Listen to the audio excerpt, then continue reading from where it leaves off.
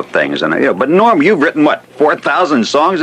Well, I don't know what the number is, and of course, even if I did, it would change every few days anyway. But I started writing when I was about 10 or 11, and I write an average of 3 songs a week, and I'm now 59 years old. So any folks out there with computers can figure out where we are now.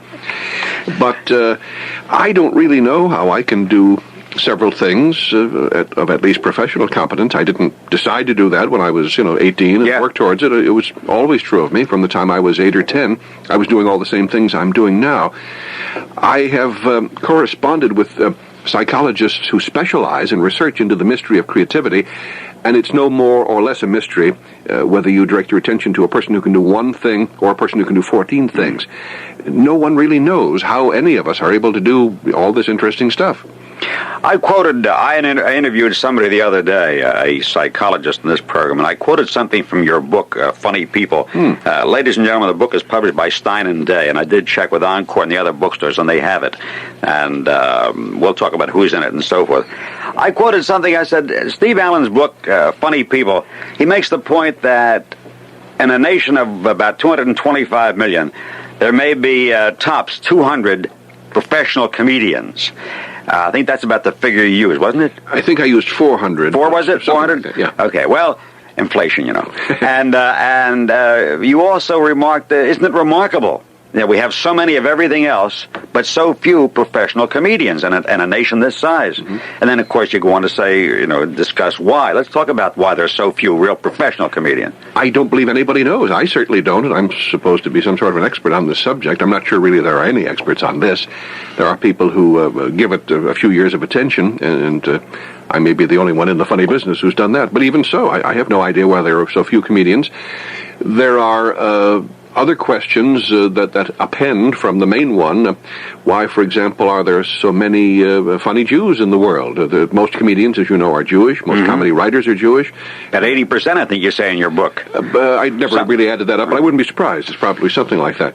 And it certainly has nothing, it's nothing like the percentage of Jews among the American population, which may be only, let's say, 3%. Right. So it's a remarkable combination of figures. You can put together a case as to what some of the reasons are. The Jews have always been people of the word. They've always been a literate people. They've always been interested in education and philosophy. So they are gifted at the manipulation of verbal symbols. They can communicate very well. Secondly, they've had a partly tragic social history, almost totally tragic in some historical contexts. And if you know, thirdly, what humor is, which is a way of dealing with bad news, with tragedy, then it begins to become clear why there are so many Jews who are professionally funny. But even there, you're back to the original mysterious question, because there are only a few hundred funny Jews who are that funny, right, whereas there are millions of Jews who have had the same suffering, the same education, and so forth. Well, maybe it's the old thing about laugh to keep from crying. Sure, yeah, that's part of it.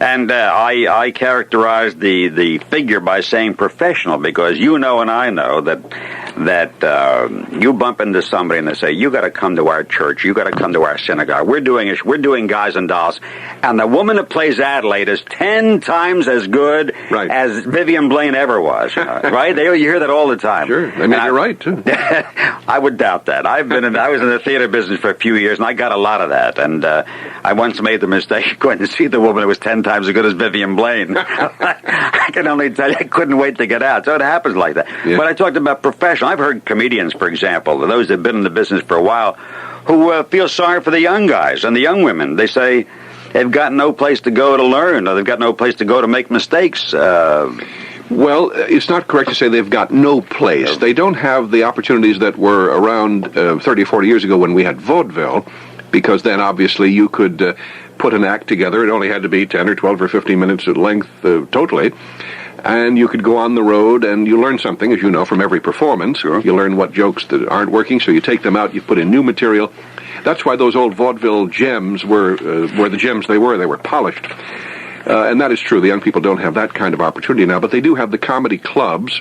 There's one called the Comedy Factory, I understand, opening here in Philadelphia. Right. And they're in many other cities around the country now. So the young people are sort of making their own opportunities. Some of them have connections with the management of the clubs. In other cases, local businessmen realize there's a market for this, so they open a club and the young people come into it. But necessity, as they say, is the mother of invention. And I think this is working itself out. Tell me about the reaction of some of those people whom you write about in your book, funny people, some who are alive and could answer back. You know, guys like Sid Caesar, Richard Pryor, all of these people, Steve Martin and such, Woody Allen, Mel Brooks. There's a picture of you and Mel Brooks. I tried to interview Mel Brooks one time. I'm going to tell you, it's like trying to hold back a tidal wave with him. I just said, Mel Brooks, I didn't get a second word. That was it. He's a takeover kind of a guy. Yeah, right. Yeah, one of the great comic minds. Well, so far they've all been very pleased to the extent that I've heard. Jonathan Winters called up the other day and was very thrilled with what I said about him. And they will be pleased because, I don't know how far you've got into the book, but I write only about people I think are funny. Yes, I know. That was the case with my original book of this sort about 25 years ago called The Funny Men. There was one exception to that, a partial exception, I should say, and I only made that an exception because the gentleman was by then dead, and it no longer could have mattered to him what I said about him. I had a chapter on Eddie Cantor. Yeah.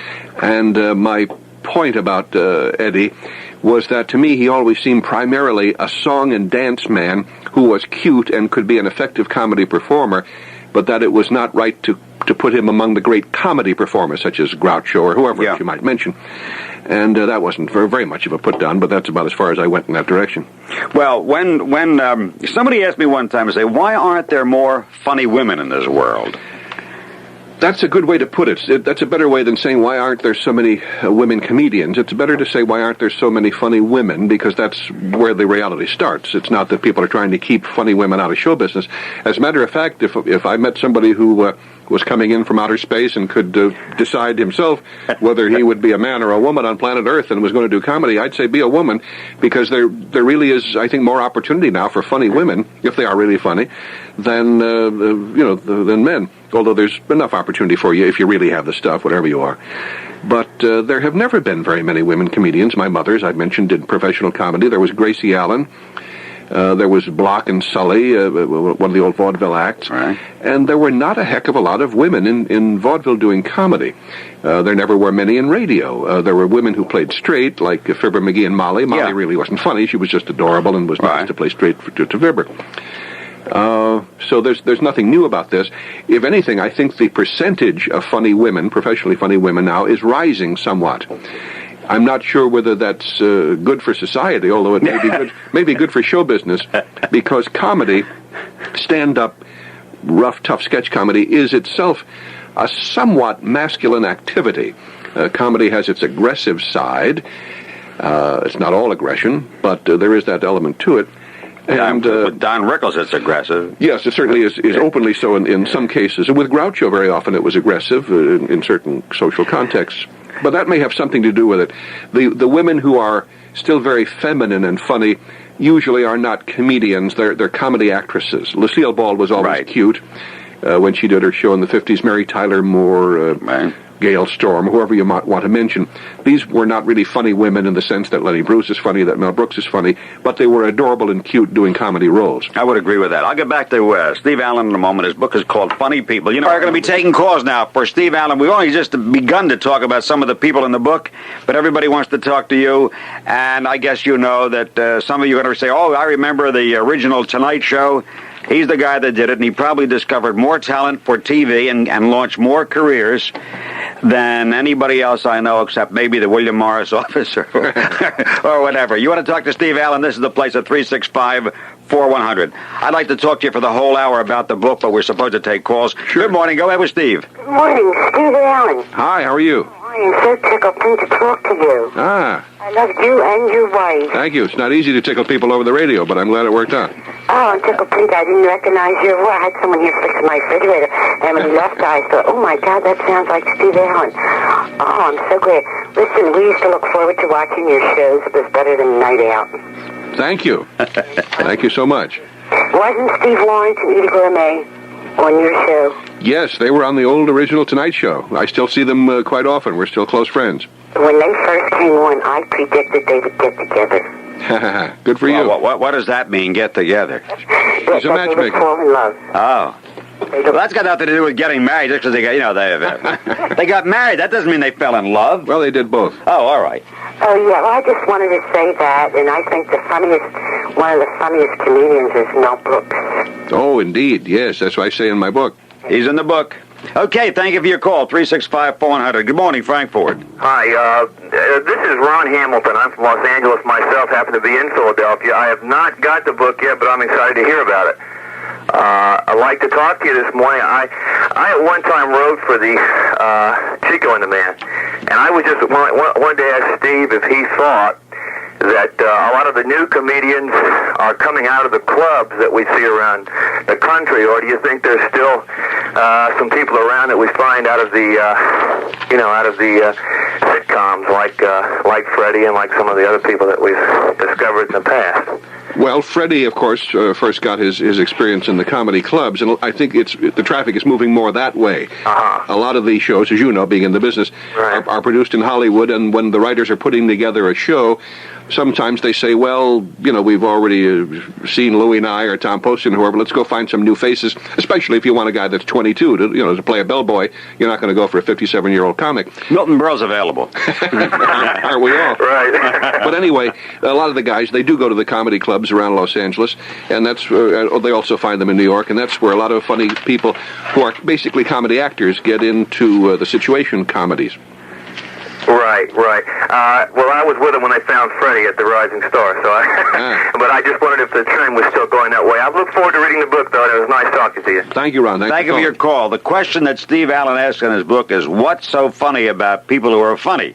And when you read the book, you find out what's so funny about them. A lot of times, somebody will amuse you. Somebody will make you laugh, and you say, well, I wonder why. Well, you read the book, Funny People, you'll know why. Good morning, Frankfurt. Go ahead with Steve Allen. Good morning. Steve, it's a pleasure, a very distinctive pleasure to talk with you. My pleasure. Thank you. Thank you, sir. I'd like to ask you, many years ago, I don't know if it was Life magazine, but I read that, I forgot if it was land or what, but something in your background, and you were pretty wealthy. But I guess that had some truth to it at that time.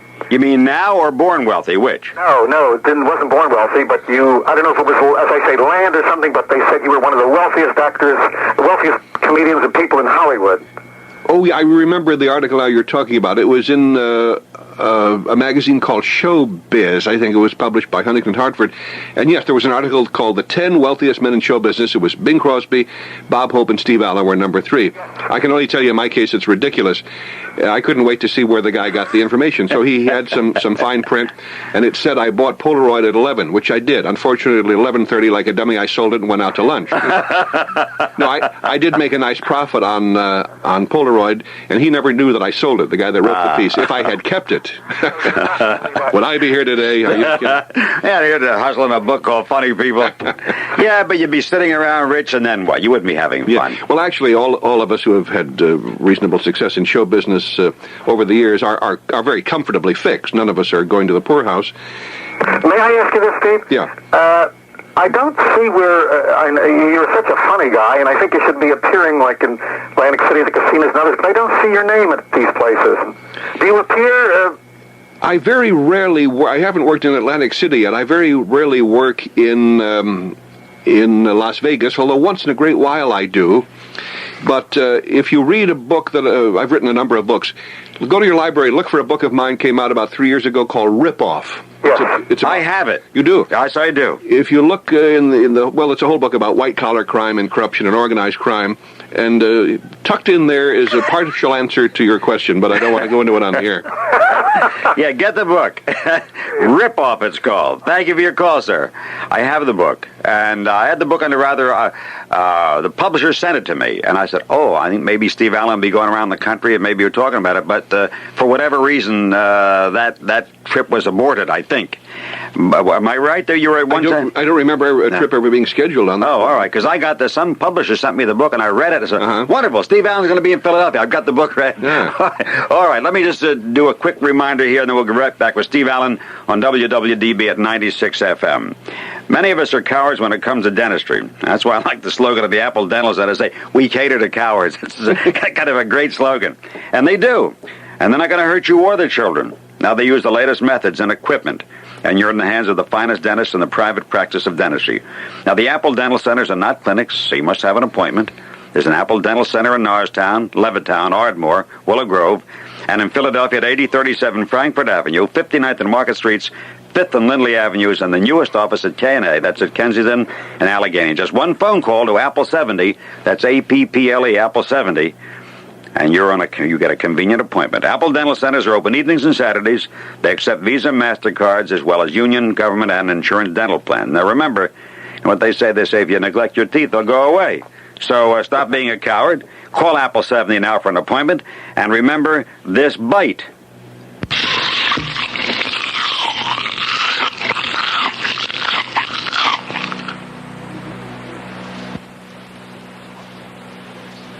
For sale. This week only, $9.99 wraps up stretch slacks or soft super suede shirts.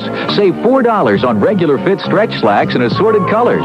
Save $2 on the super suede shirt of Arnell triacetate and nylon. Remember, men's stretch slacks and super suede shirts are only $9.99. Sale ends Saturday. Available at most Sears retail stores. To wrap up a beautiful Christmas, you can count on Sears. When you have a cold or flu, do you really know which pain reliever you should take? Well, you should know Bayer Aspirin has the pain reliever doctors recommend most. For aches, fever, and sore throat pain, nothing you can buy gives you more relief than Bayer. In fact, more Americans take Bayer for colds and flu than any other aspirin pain reliever. To relieve aches, reduce fever, rest, fluids, and Bayer Children's Aspirin. Because nothing gives you more relief than Bayer. Nothing. Use only as directed. All right, we're taking calls for Steve Allen. I'd rather do the interview than have people call, but I have been warned by the management. It's their program, Frank, not your program. You let them talk to Steve Allen. So good morning, Frank Ford. Go ahead with the author of Funny People. Steve. Howdy. How you doing today? He's doing fine. You doing good? Okay, listen, I want to tell you, I think you're great. I watch you on TV all the time. I really enjoy Meeting of the Minds as well. But what I like to talk about is your fiction that you write. Is the what I write? Fiction. Fiction? Oh, yes. For instance, I read your book, The Wake, your novel. Oh, thank you. Really, really good. And also your short stories. I think it was a collection called The Girls on the 12th Floor. The Girls on the 10th floor, I think it was, yes. It was really, really good. Are you planning on writing any more fiction? Yes, I wrote a novel some years ago, although I don't think it's available anymore, called Not All of Your Laughter, Not All of Your Tears. Mm-hmm. And I have a novel coming out in just about 2 weeks. Oh, great. It's a murder mystery. It's called The Talk Show Murders. Oh, Watch it. It's a whodunit. Great. Don't give the listeners any ideas. I'll tell you also, Steve, I read your other book, The Funny Men. Mm-hmm. The 50s. And I enjoyed that. I liked reading about it. I think Ed Wynn was in there. I referred to him, yes. And Groucho Marx. I really like the all-time comedians, and I really enjoyed that book, and I can't wait to get your new one. Okay. Well, very kind of you. Thank you for your call. We take a 3-minute break for news. My guest, Steve Allen, his newest book, An electric typewriter. Indian side. I don't know about the other side, but I don't think they can do. I suppose you're right. There's never been a culture in history that devoted as much time to being professionally funny, to turning out cartoons and movies and plays and TV shows and records and things, as the United States in the last 50 years. It's a phenomenon. Another thing was a lot of course, there was a Greek playwright who wrote a pretty funny play, and some years later they took that play and they called it A Funny Thing Happened on the Way to the Forum. Yes. And that was a pretty funny play in the original. Oh, yes. There's always been funniness. Well, Greeks have a great sense of humor, but it's completely different than American. I've been married 9 years, and my husband is just starting to catch on to my sense of humor, and it's great. It's funny how he's finally will laugh at some of the things that I say after all this time. Like what? Like what? Well, American humor. No, wait a minute. You said he's starting to laugh at something that you said that was funny. And I'm saying, like, what did you say that was funny that tickled him? Well, she may not recall a specific example. I'll tell you what, give your husband a copy of my book and tell him to cool it. Right. A particular reaction, say, to something, a wry remark, perhaps like English humor would be, where it's very dry humor. Mm-hmm. I think Americans are pretty good at dry humor as well. Okay, thank you for your call, 365-4100. I'm curious. I think that one of the most creative things you've ever done is that thing you've done on public broadcasting called Meeting of the Minds. I think that really, I've read a lot of the things you've written, and I know you get an idea a minute. Tell our listener, before we take another call, about the Meeting of the Minds. For those who haven't seen it, Frank, it's just apparently at first glance one more television talk show, but it has the unusual distinction that all of the guests are important personages from history. We have them on 3 or 4 at a time, and they're from different times and different places, people who could not and did not meet in reality. And I noticed that Jane Meadows is on some of those shows, and Jane Meadows Allen is on some of those shows. Ah, I hadn't noticed that myself. All right. Good morning, Frankfurt. Go ahead with Steve Allen. Yes, Mr. Allen, how are you? Fine, thanks. How you doing? I've heard that Robert De Niro and Jerry Lewis were in the making a movie about a Tonight Show host, and I wanted to know if they asked for your advice about some of the background about the movie. Well, Jerry wouldn't need my advice, but Bob did get in touch with our office and asked if he could borrow some of the old Tonight Show footage, of which we had very little, but we sent him what we had. Right. Also, I wanted to ask you, what did you think of Stan Laurel? Laurel and Hardy are, I think, the greatest film comedians. I had the... Another team, let's say, for this era, not like for the 80s, like they were for the 30s, and Abbott and Costello were for the 40s, so on? Well, I think they're still the kings. I don't think there's ever been any other comedy team, or I would place them in my personal head above Chaplin. I laugh more at Laurel and Hardy than I did at Chaplin, although he's a genius and a true giant. Right. Just a matter of taste there. But... They are incredible. They did much more film material, and their achievement was utterly unprecedented, and they created almost all of their own material. They had a lot to do with the direction of their films. They were true giants of comedy. One of the most remarkable experiences we ever had was back when we were doing the old Sunday night show on NBC. Stan Laurel used to write us fan letters, and to me that was like getting a fan letter from God. At first I thought somebody was putting me on, but then I wrote back and I realized it was him. So we went out to visit him one day. He had been retired for many years and was living in quite modest circumstances in a little apartment in Santa Monica near the ocean. Right. And we spent a delightful, about 3 hours with him, and all we wanted to talk about were the things that we remembered, from when we were 12 years old or 15 years old, things of his. And it was weird. All he wanted to talk about was what we did last week on our show, what, Don Knotts and Louie and I and all of our gang. He thought we were funny, and we thought he was funny. Anyway, it was a beautiful experience, but I love those two men. Well, thank you very much. Thank you. It's a pleasure to talk to you, sir. Let me do a little homework, and we'll go right back with Steve Allen. I hate to say the word discovered, but I guess there's no other way to say it. He gave them their first national exposure. People like Jonathan Winters, and he's mentioned some of the other people, are in the book, and very well handled, I might add.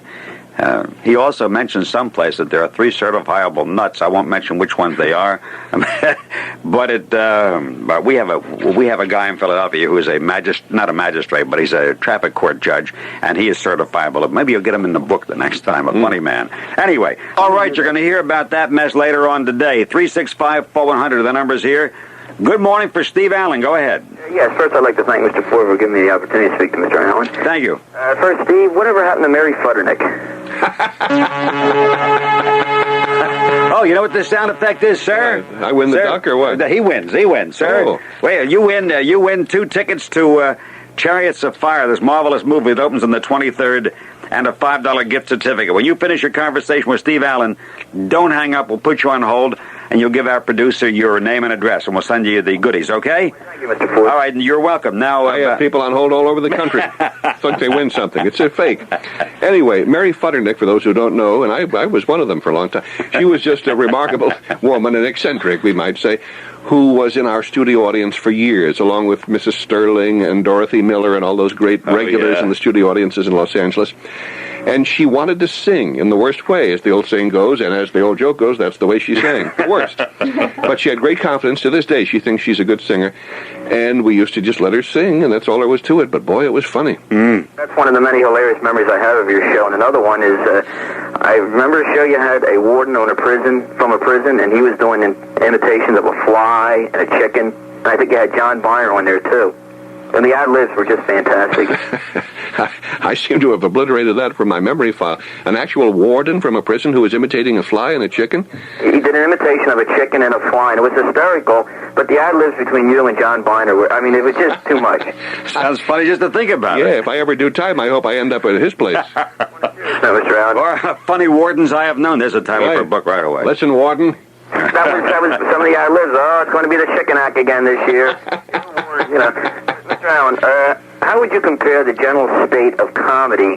Now, when I say general state of comedy, I mean, theater, movies, comics, everything, television, as to, like, say, 20 years ago. Do you think it's going anywhere, or do you think it's just, mean, just what is your general opinion? Well, in the broad sense, I think comedy is in a particularly vigorous and creative period right now. However, if we narrow it down to television, then I don't think that. The great golden age of comedy on television was, as we all know, the 1950s. There were probably 27 top comics doing their thing for 2 or 3 years, for 8 years, 10 years, all during that period, and it was really exciting and a lot of original things that people are still borrowing. So you don't have that much anymore. You have Saturday Night Live, you have the Friday Night Show, you have the Second City Group, and none of them are in prime time. All you get now in prime time is, in the way of sketch comedy, is an occasional special. So that's bad news. But comedy in general is terrific. Funny movies, funny nightclub people, funny albums, funny books, a lot of good stuff coming out. I mean, talk about like the humor of a George Carlin or something like that. Yeah, there's an interesting feature in the present issue of Playboy. I read it coming out on the train yesterday. George is a creative guy. He was out to lunch for 7 years, but he's back now. Picked up the check and got back in the business. And very original, very creative. All right, thank you very much. Thanks for your call. You make an interesting point about humor in those countries that are dictatorships. I think let's just talk about that. The reason why I happen to think of it, because as we know right now, Poland is under martial law, and the Russians have really swamped them, and goodness knows what's going to happen. But I think it's a point that is very well made, and on a serious note, it's like you discussed that for a minute. Yeah, one of the first things I thought of, along with the more responsible reactions, was that there would be no more Polish jokes for the time being, which is fine by me. I don't do Polish jokes anyway, and they've been overdone. But the one of the categories, professional categories, that really profits from unfortunate events in the world is the comedy field. Undertakers and comedians and humorists do very well when things are in dreadful shape otherwise. And it isn't that humorists are callous or hard-hearted and prepared to joke about tragedy. It is that is what comedy is about. If you think of the last 57 jokes you heard and pick them apart, you'll perceive that the raw material of most jokes is bad news. How dumb somebody was, how too short, how too fat, how too broke, how they got fired, sexually frustrated, how bombed out they were, whatever the problem was. So that's why we have humor, to enable us to get through a rather painful world. It only hurts when I laugh. Yeah. Now, in dictatorships of the right or the left, comedy of a certain type almost can't exist. A Lenny Bruce could not exist in Franco's Spain or communist Russia or whatever you want to mention. I met a comedian in China named Ma Chi. Very funny fellow. He was out in the country for a while, as we say, because he used to do timely humor, not in the sense that Americans do, but an occasional joke about, a little Will Rogers type joke about what was going on in the world. So that, of course, was discouraged then during, as it was called, the Cultural Revolution. And he, by the time I got there in the second trip was 78, he was out and working again on television, but he was doing sort of Sam Levinson type humor by then, just talking about relationships in the family, not doing any more political stuff. So when we have a condition of general freedom, naturally that's good news for the comedians, too. All right, 365-400. Steve Allen, his newest book is Funny People, published by Stein & Day. Good morning, Frank Ford. Morning. I'd like Steve to give his opinion on the old and the new Saturday Night Live team, and also his opinion of Johnny Carson. I think there are funny people on both the old and the new Saturday Night Live teams. In fact, I think the people are generally much better than the writing. I was always a particular fan of Chevy Chase from the original gang. I think he's cute and funny, and he's gone on to a very successful film career. I'm a big fan of Bill Murray. I had worked with Bill on the old Howard Cosell variety show long before Saturday Night Live, and I like his originality and creativity. I like his brother on the new group, the guy that does the news things. Dan Aykroyd is very, very clever. And Eddie Murray, is that the black comedian's name on the new group? I think that's his name, or whatever his name is. Anyway, I think he's terrific, and I'm probably forgetting a few at the moment. But I like the performers. The sketch writing is simply not nearly as good as that of the 1950s.